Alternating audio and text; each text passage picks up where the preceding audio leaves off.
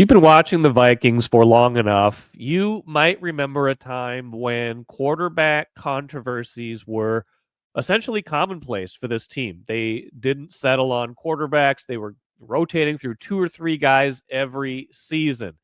Those were the Vikings of my youth, the mid 80s through really the early 90s, when I was like, 10 to 18 for me, roughly, how old I was during that time. A lot of when I was first watching Vikings football, you had, every year it was like Wade Wilson or Tommy Kramer, a little bit of both. They were all starting like multiple games. Sometimes it was injury related, sometimes it was just a straight up benching. And then you had Rich Gannon work his way into the mix. Then you had Sean Salisbury, you had Jim McMahon, Warren Moon, by 1994, kind of put an end to all that. He kind of took the job for a few years, but then you had Brad Johnson, Randall Cunningham, Jeff George. By the time they finally got to Dante Culpepper, it was his job for a while.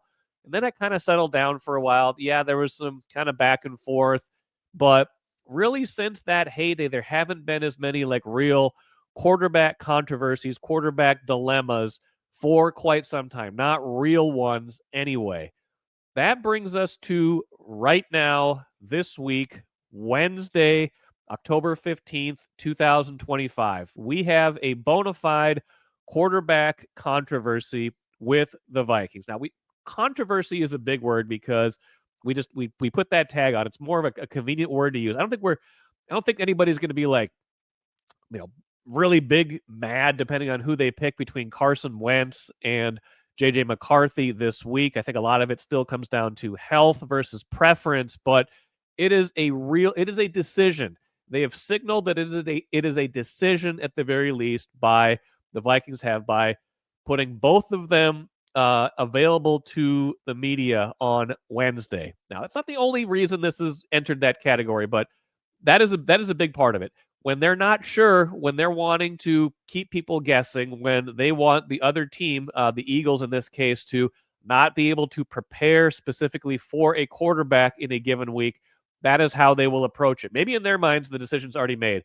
Maybe in their minds, they want to see how these guys perform during the week, see if J.J. McCarthy is really fully healed or 95% healed from his ankle injury and can do a full complement of things this week. They want to see Carson Wentz's left shoulder. They want to see how both of them perform in practice. It'll be instructive to see how the reps get doled out, things like that, even though we won't see a whole lot of that. But we have it's a question anyway. It's a legitimate question between someone who started the year as the starting quarterback and someone who has now gone 2-1 in 3 games as the starter and has been a starter before. Both of them are viable options for the Vikings. That's what makes this their first real quarterback dilemma, if we want to go softer than controversy, really since 2017 at least. And even that was a little bit manufactured because Case Keenum basically played almost that whole season after Sam Bradford got hurt. Teddy Bridgewater wasn't quite ready to come back from his injury.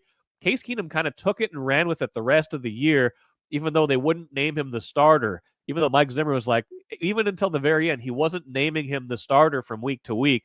Wasn't kind of giving him that designation. Kind of felt like it could crumble at any moment. He wasn't necessarily wrong about that, but for the regular season, it was fine. But that was the last time there was even a question of who's going to play, who's healthy enough to play, who's the best option for the Vikings. Yeah, you can say 2023 after Kirk Cousins got hurt, but that was like they were picking between Josh Dobbs, Nick Mullins, Jaron Hall. Like that to me was more of desperation than it was a true question of, okay, who gives you the best chance to win? Who's the best bona fide, quarterback to be in this spot? And a lot of times you get that with a young quarterback and a veteran, which is exactly the recipe they have right now with JJ McCarthy and Carson Wentz. If you want to go beyond that, like, haven't really seen this since like Ponder and Matt Castle back in the day. And even that was kind of like, you're kind of deciding between the two. Like 2008, I think, is maybe you go back to that and you're talking about Gus Frerotte and Tavares Jackson. And again, those weren't great options, but those were legitimate questions. Like, who's going to start, not because someone's hurt, but because you weren't quite sure who was going to be effective enough to win, things like that. So point being, I remember the Vikings of my youth, this being a commonplace thing. And now we are in new territory again with Carson Wentz and JJ McCarthy. Who are they going to pick? I think, again, like I said, some of it comes down to health. Some of it comes down to what do they see in practice this week. I think if they're being honest with themselves, JJ McCarthy should start this week if he's healthy. I think most people would come down on the side of Carson Wentz has played reasonably well in these 3 games. They weren't the 3 best opponents in the world. The Bengals, the Steelers, the Browns. He got to play kind of the dregs of the AFC that they're playing over there. Those teams are okay. Pittsburgh's got a good record this season, but none of those teams were like, the slate that they're about to face, or at least what we thought of the teams they're about to face. Still, he's done okay. His total QBR is not great. His Pro Football Focus rating is not great. He also has not had a great offensive line to play with, and he's been kind of learning on the fly. He's done a tremendous job keeping them in this season. But this season still is all about finding out what can JJ McCarthy do. You got to get information this season. So as long as he is healthy, I don't think you slow play this anymore. If you were like making absolutely sure, trying to have the best plan to both win and get his development going, I think now is the time to bring him back. But I don't know if that's how they're thinking. I don't know exactly where his ankle is. I don't know if they're thinking, man, you got what's the ideal situation to bring him back? You got the Eagles, the defending champs. Yeah, they started 4-0 and have lost 2 in a row. You got them at home on Sunday. Then you've got a short week at the Chargers Thursday night. Like, is that the best case scenario to bring him back?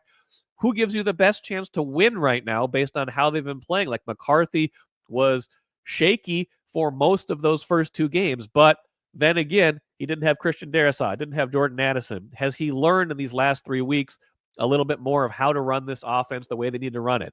Those are the questions that we need answered still. We're not going to get great answers to them yet because both guys are going to talk on Wednesday. Nobody's going to tell us anything for as long as they don't have to. And that's what makes this, even if it's not a full-blown controversy, it makes it spicy. It makes it a little bit spicier than we've had our quarterback situations around here in a long time. I mean, Kirk Cousins had the job basically from the moment he got here in 2018 to the time that he got hurt in the middle of the 2023 season. Like, we really have not had a question like this for a long time. We might have been headed for it last year before Sam Darnold took the job and ran with it and JJ McCarthy got hurt. There might have been this question last season with the way he was progressing, but Darnold played great. Now he's playing great for Seattle. So we didn't have it last year. We had it marginally in 2023, but those were like, you're trying to decide who to put on the field, a bunch of backups, a bunch of guys who just got here, things like that. No questions before that. Really going back to at least 2017 before you didn't know exactly who was going to be the quarterback from week to week. So it's fairly new territory if you're new to this. Old hat if you go back to the 80s and 90s like I do. And I'll be fascinated to see what decision they make. And I'm certain, almost certain, that this is not the last twist, whatever happens this week, in the quarterback dilemma.